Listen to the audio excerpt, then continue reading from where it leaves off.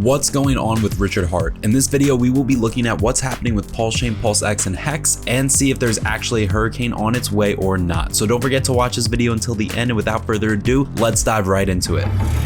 Hello and welcome to ABCrypto. If you're new to our channel, just hit that subscribe button below and hit the notification bell to receive any new video updates. You can also follow us on TikTok at _ABCrypto_, and if you want to read some more about today's topic, you can get the links down in the description below. But without further ado, let's get started.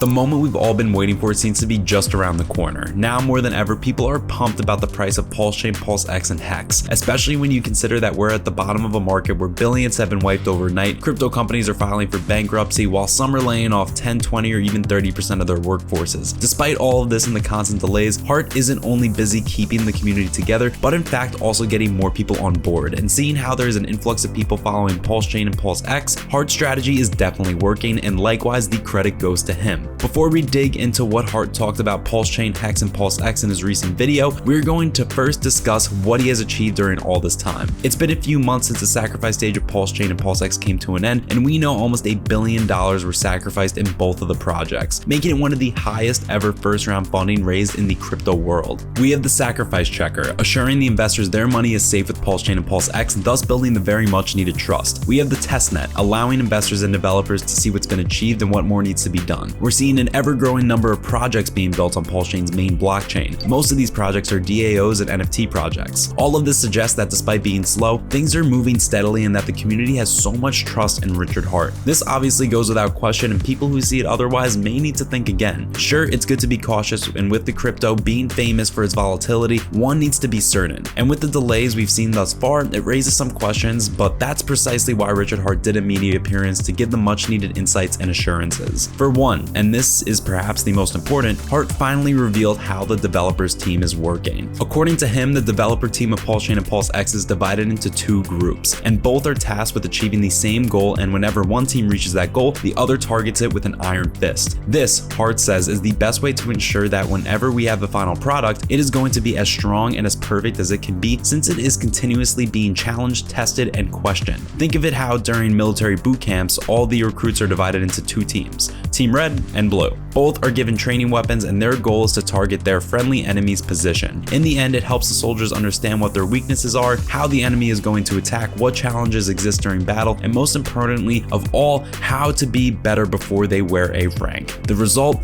when deployed on an actual mission, the soldier performs to his optimal ability. In a way, both the red and blue teams are the winners, right? And this is where Richard Heart's developers team strategy is moving towards. They want PulseChain and PulseX to be as perfect as they can be, so that once the project is launched, it doesn't take long for it to become a winning one. This strategy has also allowed developers to have a maximum amount of data that can be generated through testnets, and Heart says with rigorously doing so, they are landing themselves in a much more stable and much more promising result than they wouldn't have achieved elsewhere. And this is also a reason why for the past few weeks, the testnet is doing flawlessly and is much more robust to attacks than it previously was. Now, who would say no to that? Also, Heart talked about his main mission and what PulseChain and PulseX are going to do once Ethereum 2.0 comes out. Heart says he doesn't want to build something that is an Ethereum killer because many others are doing just that. In fact, PulseChain is going to be something that helps to share the burden of Ethereum, or in other words, an Ethereum helper. And since Ethereum 2.0 does nothing to increase the supply, Heart says Ethereum's gas fees are going to stay the same, or even if they improve, the changes will be quite minimal. On the other hand, PulseChain is designed in such a manner that it will always have lower fees and faster transactions, which is something everyone wants. So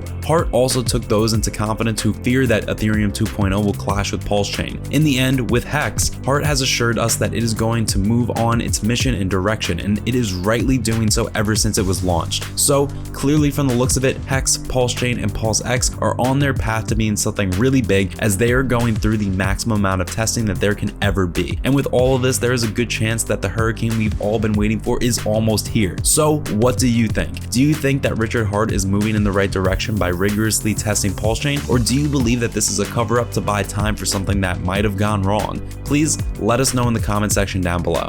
This brings us to the end of today's video. We hope you guys found this video resourceful and entertaining, and if you have any more information to add to improve to the content in this video, please do so down in the comment section. Don't forget to subscribe to our channel, and if you loved watching this video, send us those likes. We thank you guys for watching and see you in our next video.